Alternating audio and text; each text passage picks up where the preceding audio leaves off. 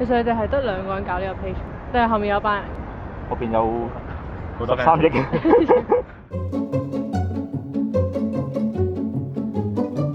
呢個 page 成立咗幾個月就有幾萬個 fans， 仲要打正旗號宣揚戇居文化，想點啊？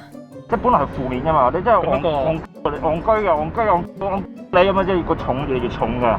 但係咧，而家開始慢慢咧，因為你都戇居咁，即係開始咧變翻係一種正面啲嘅一種形容嚟嘅。其實戇就香港獨有嘅，即係你喺大陸啊或者喺外國都冇呢，都冇一個類似嘅字眼嘅。你冇屎忽，老豆賣屎忽，自己拿屎忽，專食雞屎忽、大屎忽，你冇犀利真嚟鬧我，我數臭你！沒有。其實有少少收聽詞睇法啫。咁點解要用粗口先？呢位同事，我就發覺咧，你有少少 academic， 即係我哋呢啲咧係少少係好精神啊、好意識流嗰樣嘢嘅。所以我哋戴面具唔係因為唔見到人，係啦，唔想將你嘅定位，想係好純正嘅，淨係戇協會，就係咁簡單嘅啫。我都拗成立咗唔夠1個禮拜就收到某一間媒體嘅律師信，話佢哋抄襲 logo。唔可以話淨係個 logo， 係我哋成個 page 嘅 idea 個方向都係想揾一啲有趣嘅素材，然後就加入自己嘅元素咁樣。好似美國大選咁，佢哋就用咗成晚嘅時間嚟改歌詞。氣啊氣啊氣啊氣來利啊！特朗普跟你有段情，我也為你高興。